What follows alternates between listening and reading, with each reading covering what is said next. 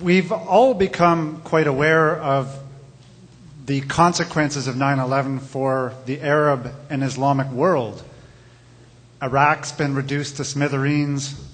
Afghanistan's been reduced to smithereens.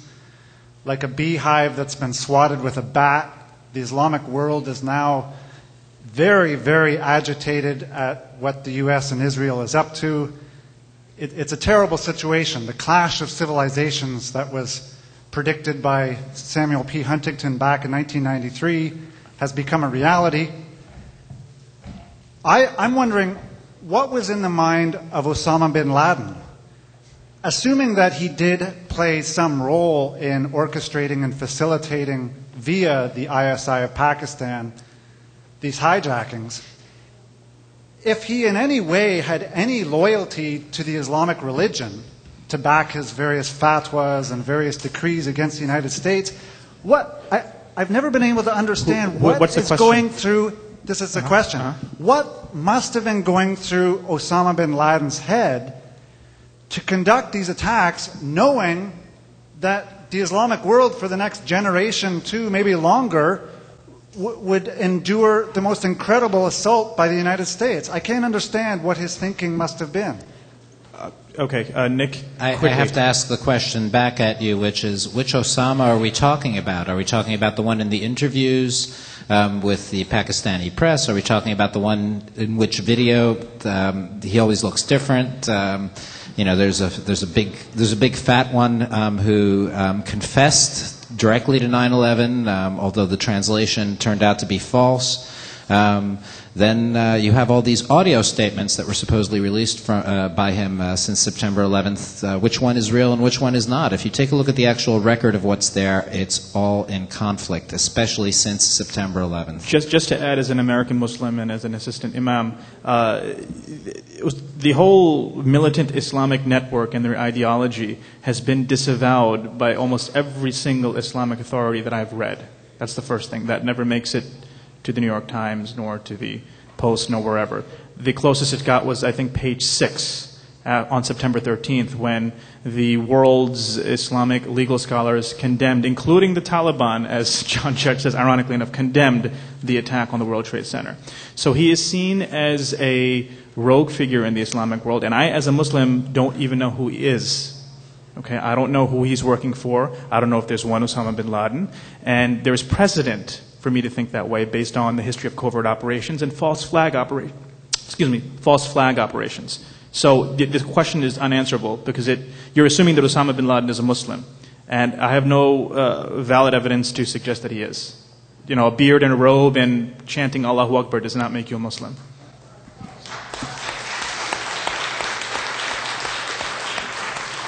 Yeah, my name is Christopher Bolin with American Free Press, and I have two questions about the legality. I think that the criminal destruction of evidence, when a company named AMEC, a British company, Assets Management and Engineering Consultancy, was responsible for the renovation of the Pentagon and the cleanup of the Pentagon, the same company was responsible for the cleanup of the World Trade Center sites. And with 3 other companies, 2 of them both foreign, AMEC was responsible for the largest criminal destruction of evidence from a crime site in history. Now, the World Trade Centers were a site of a horrendous mass murder, and the steel from the building should have been preserved and tested, for example, for explosions. Now, wouldn't destruction of evidence and AMEC's role in the destruction of that evidence, wouldn't that be a venue for litigation? And another minor question. The answer is yes. Yeah, thank you. And it's part of a conspiracy. Conspiracy is a very, very broad concept, and anybody who is involved in knowingly promoting the larger conspiracy, which means that what happened in Washington and Pennsylvania also can come into the jurisdiction of the New Yorkers. And the other thing is about the way that 800 people or so were trapped in the upper parts of the tower, and the doors to the attic were locked. Back in the days of, for example, the Iroquois Theater fire, when escape doors are locked, I think there could have easily Criminal been negligence. Helicopters could have assisted. A helicopter could have landed and ferried hundreds of people away from there before they died or had to jump. Wouldn't the release of the Reagan transcripts shed a lot of light on these issues? And for that matter, also the release of the Giuliani transcripts that he stole out of office and put in storage? I guess the answer is yes.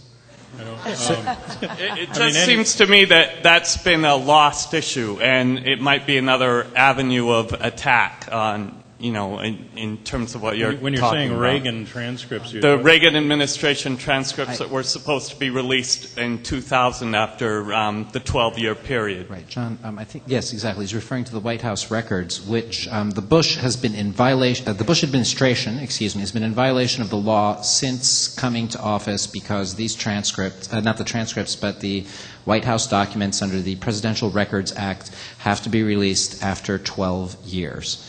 Okay, and that was the year 2000 already, so I guess the Clinton administration was in no rush, and then the Bush administration took over, and 3 years later, 4 years almost, they still have not released the White House records from the Reagan era. Thank you. And that's a violation of the law. Well, there's a tremendous push by the Bush administration to go backwards in terms of openness. They have teams in the National Archives reclassifying formerly declassified documents. The Justice Department has said that if anyone brings a suit for a Freedom of Information Act file, that the full weight of the Justice Department will be brought to bear on behalf of the agency being sued. An executive order that Bush put into power gave him control over the previous two administrations' records. And in general, they have been reluctant to release anything, legal or not, from past or current administrations. But certainly any of these documents created by people that we're electing and paying to be in power and that are supposedly representing us in a democratic government belong to us, not to them. Thank you. Thank you, John. Yes, I'm concerned with the Dick Cheney and Lynn Cheney in the secret bunker on 9/11 perhaps running things, and how 9/11 was most definitely a pretext for Iraq in gaining public support. I think we all agree with that. I'm concerned now with the Lynn Cheney connection with AIPAC, Israel, Larry Franklin, the Iran situation right now, and us potentially going into Iran, and what might be the possible pretext for our invading Iran, and is that right on the horizon, and should we be talking a little bit about that too, since it might be happening imminently? Your question is about the deep political relationship between the Cheneys and AIPAC and our Israel possibility and Larry of going into Franklin. Iran. Yeah. John? Well, I think one aspect of deep politics that hasn't been looked at, a lot of people say this comes from oil, but I think even deeper than the oil is how the oil is financed and based.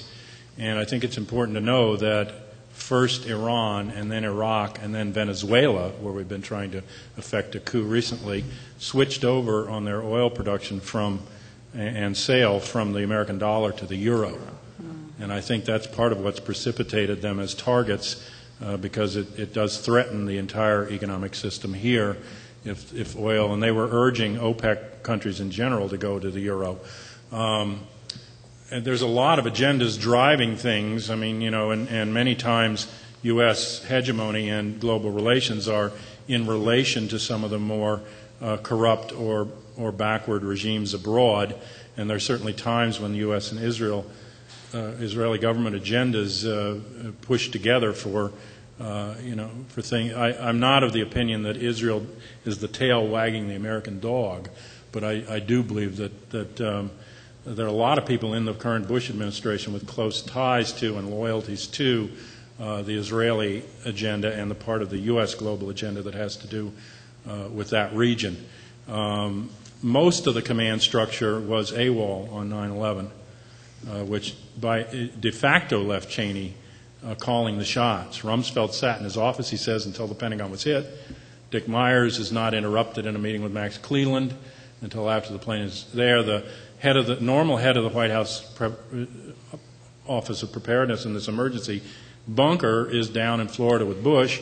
Bush appears to me to be essentially out of the loop, even to the point that he reported that his secure line communication line, which also means his command line to the defense of the country, went dead for a period of 2 hours on Air Force One, and he was forced to call with payphones. Thank you. That hasn't been investigated yet, but I don't think that goes down without somebody knowing why it's happening. Thank Commissioner McIlvaine would also like to make a comment. In connecting the dots, the AIPAC, Pearl, Wolfowitz, and one thing that hasn't been mentioned today is the defense paper, Building American Defenses in 2000.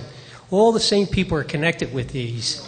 And, of course, in the paper that came out in 2000 by PNAC, they mentioned the axis of evil. So Iran was in that. And so Iran's been part of the big picture, for the last, since the early 90s, but specifically with rebuilding American defenses. And the same people are involved with AIPAC also. So it's just all these dots are connected to that one direction. Hello. I'd like to thank the 9/11 Citizens Commission for standing with us, by us, and for us. And 9/11 Truth and the Citizens Watch. Thank you, all of you, for your strength that you give us. The answer to your question that you asked me was 2 months, by the way. Yeah. Okay. Oh, thank you. Yes, 2 months was when the fire went out. Yes. I was At wondering Ground what the Zero. date was the fire went out at Ground Zero. 2 months it took. No, 4 months. I asked Elizabeth Orkin. She said 2 months. No, they did not. Okay. They were not. Okay, months. Lasted a long time. I wanted the date, though. But anyway, I want to thank also Truth for a Change, which is a show that Joe Friendly produces, because it was through him that I even discovered 9/11 Truth. I believe it or not, I never heard anything about it on Democracy Now!, which I am devoted to. But I just want to say, Joe Friendly is over there. Thank you so much for your airing of Phase 2 for Truth, 9/11 Truth. My question is, I am very concerned looking forward. And Carolyn being here, I got thinking in the future. I'm concerned, does it matter who wins the election? And I have to say that, if Kerry wins, it might only just diffuse the frustration and anxiety that we're feeling. But on the other hand, it could help him and aid and abet him to continue the agenda for the next 4 years unattended. So it's all very curious and dubious. And I thank you very much for being there, Cynthia. My question is, can we, as an action, a national action, not pay our taxes? Take our money back. And can that be a way of expressing and standing and saying we are not going to pay taxes this year? Well, can I answer that? I will tell you that Catherine Fitz has been looking into that for quite a while, trying to figure a way what the model is there.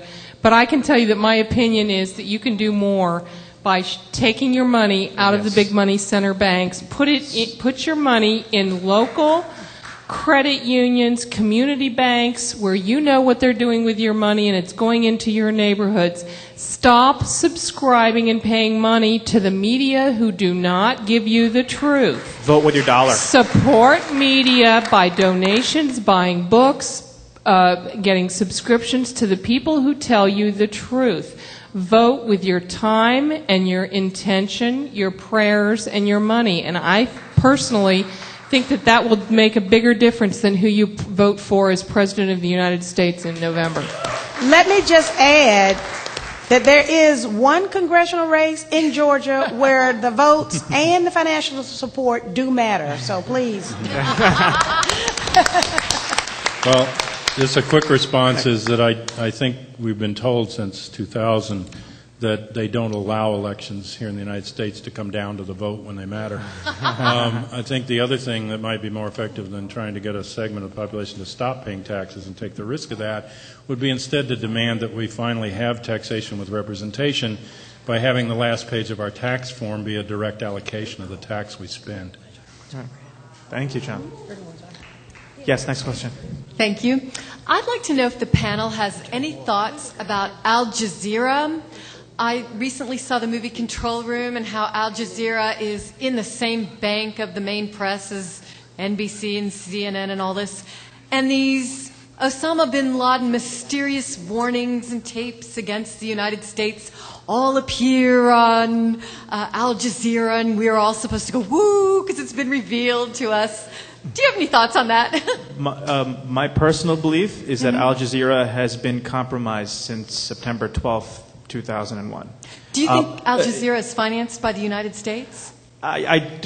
My educated opinion, yes. Can I offer you concrete proof? No. Mm-hmm. But do they have to appear like they are anti-U.S. and they give an ear to the Islamic fundamentalist cause and they shed light on all the U.S. foreign policy atrocities? They have to do that to maintain their legitimacy somewhat. Right. But I think in the end they won't ask the tough questions. I heard it discussed that was the put sales of the American Airlines and United Airlines stocks.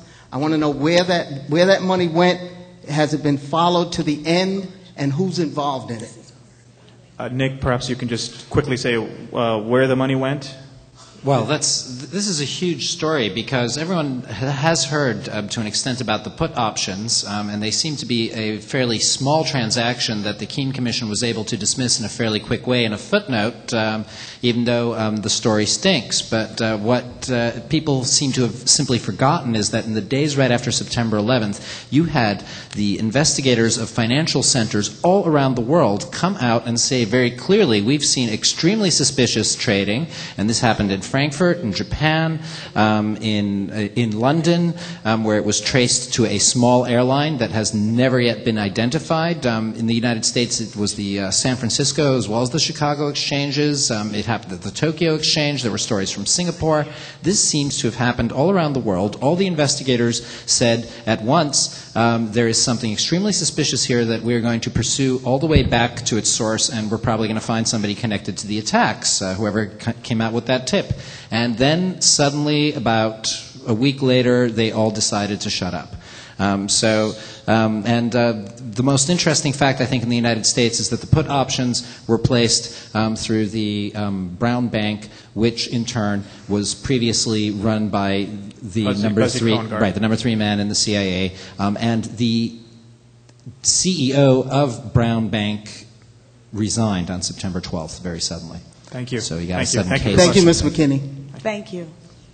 Is there any solid evidence, I guess for Mr. Judge, is there any solid evidence that any of the supposed hijackers were trained at U.S.-run or related schools? The two references which I saw to this were a tiny, probably two-paragraph squib article in the Times about 10 days after 9/11 and in WBAI from Ralph Schoenman and Maya Schoen years later. Thank you. Short answer and a reference to a reference. I would say is not solid proof. There are press reports suggesting that some of them were trained here at U.S.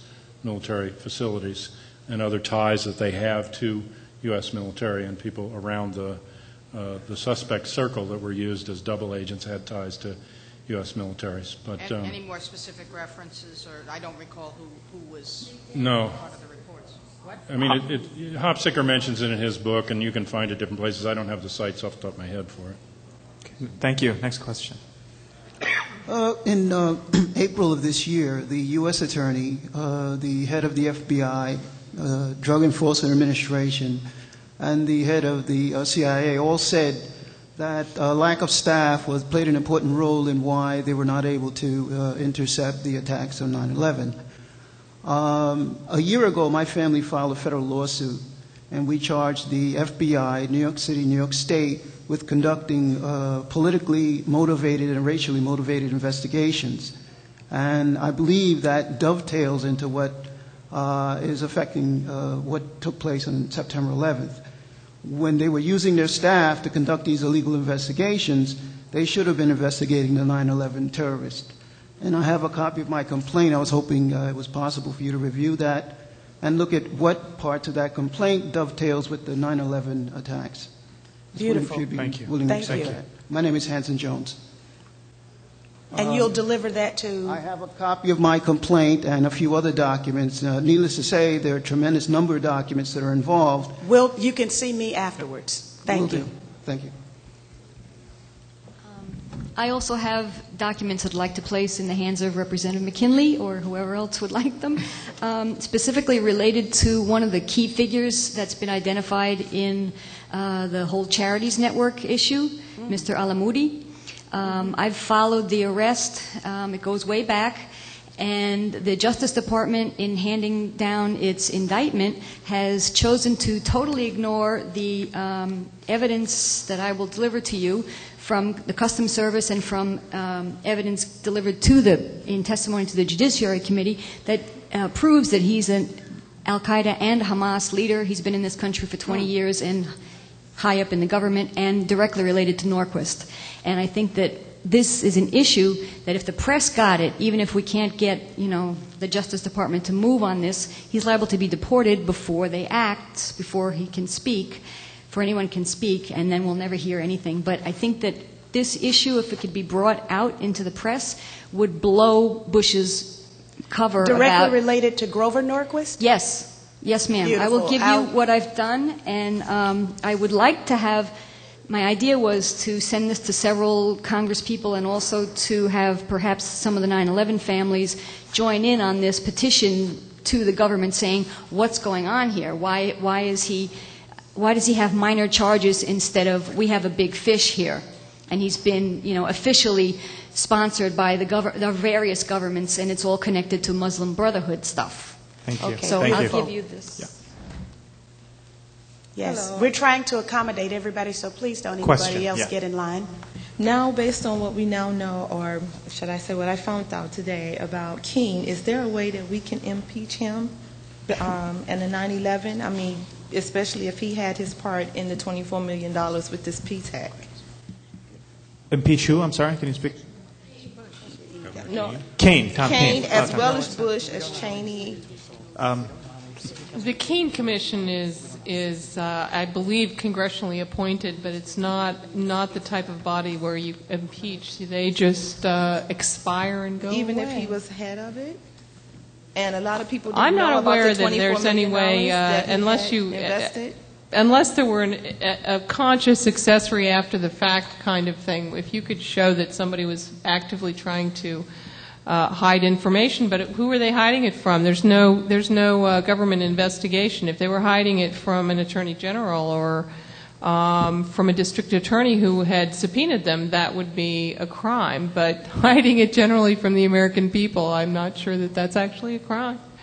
I'm sorry, we can't do any more follow-ups. Please, I'm trying to accommodate. Hi, I'm Rubina Niaz with Not in Our Name, and I have a concern and a question. Knowing the U.S. government's,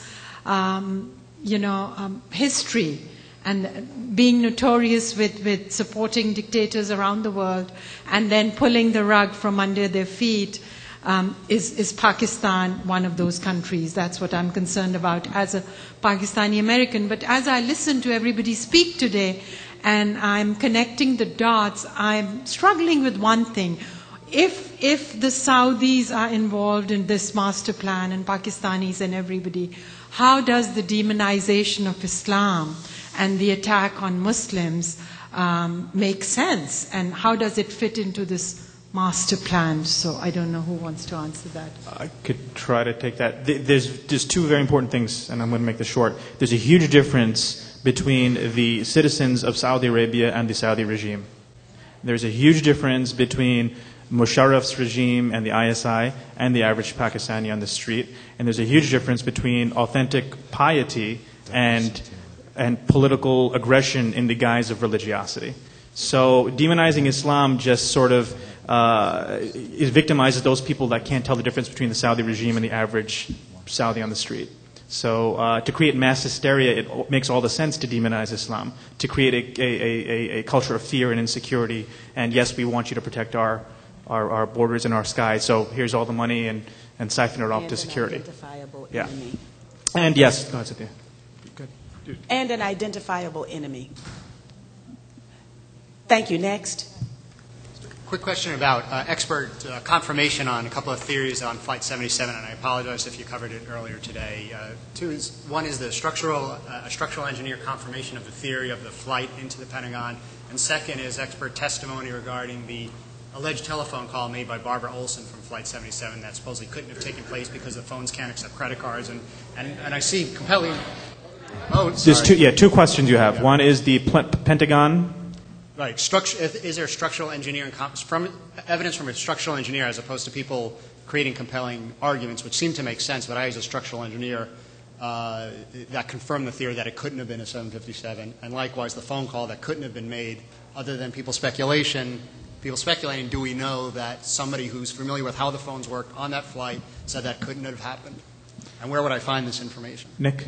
I'm afraid that with that we're getting into a topic that would literally require another half hour. Just short and this answers. form of physical evidence is being covered at the other event on Saturday, so I'd recommend that you go there. This is a big conflict point, too, among the researchers, so I would recommend... So you're saying there's no consensus what happened to the Pentagon? Not absolutely. Is there any consensus about the ability of the cell phone? No, I wouldn't say among researchers that there's a consensus on the cell phone calls, although there are very strong opinions on both sides. Thank you. Next. My name is Lori. I'm from Boston, and I worked for Delta Airlines. In a variety of things that I was looking into, I just have to add that in 1998, AT&T bought the adult network system called the Hot Network. I was looking for someone there, and the name John R. Smart came up. It's a bogus name. It's a fictitious name. But oddly enough, there was a hyperlink to something called Schema DC, registered to dublincore.org, dated July 2nd, 1999. Dublincore.org is owned by a man named George Buzash, B-U-Z-A-S-H. In finding all the fiction and fictitious names and fictitious business entities of George Connolly on Bush Boulevard, or George Bush on Ehrlich Road down in Florida, or a variety of things, our technology has taken over. And there was definitely a Schema DC in the year 2000, and I don't know if it'll happen again in 2004. Another thing that I found in terms of chat rooms. Sorry, we need a question, please. Well, I was just offering information for the people to know. In terms of chat rooms, there was a geocities.com/pentagon/bunker/9669. with a variety of other information that I have regarding child pornography and Operations Snowball, Landslide, and a variety of things. Aside from drug money and international money laundering, child pornography is definitely millions of dollars that are funding this administration. Thank you. Thank you. Question, last question. Yes. I had recently heard on WBAI that there was a Russian woman reporter who wanted to report the truth about what happened recently in Chechnya with the hostage crisis. And she went on an airplane. She was given some tea to drink, and she dropped dead, and she was poisoned. Now, it seems to be like this is the third time that all these terrorist attacks seem to happen whenever Bush or the Republicans go somewhere, and there's going to be a large protest, and they want the protesters to shut up. It seems, when Bush went to England, and there was going to be a large protest, it was the day after in which there were some terrorist attacks in Turkey. It was as though to say maybe the CIA or somebody sets these terrorist attacks up just to make the protesters shut up. And then on March 11th, again, Bush was going to go, and I believe he was going to come here over to New York and, pay his respects to 9/11 victims. And there were various protesters, including myself, who wanted to say the Bush regime engineered 9/11. And on that day, you had a terrorist attack in Spain. And then recently, the Republican National Congress comes here to New York, and then the day after, you have all these terrorist attacks. Do these terrorist attacks ever, the timing of all of these terrorist attacks ever have you people think about what is going on? Or is it possible that the CIA, the Mossad, Pakistani intelligence can continue to construct and organize these terrorist attacks just to make, just to silence any voices of dissent and keep us all in a state of fear and war for empire and resources? The question, I guess, John, is that you think there's a concert, these attacks can be made in concert and timing, and are these really one criminal operation with an agenda? I think it has to be looked at. I don't think that we have more than a general suspicions of it. But I was tracking from the 1970s on a shift at the Defense Department in their planning and RAND Corporation studies that related to terrorism and counterterrorism as sort of the new rubric under which the military would operate once the enemy of the Soviet Union went away. And there is a body of evidence in Europe about what's called strategy of tension, which are plots created by the intelligence structures to have terrorist actions happen and then to blame them falsely on certain elements of society so that they can go against them and also increase the level of repression. So I think it's a legitimate query, but I think we haven't got a body of evidence quite yet.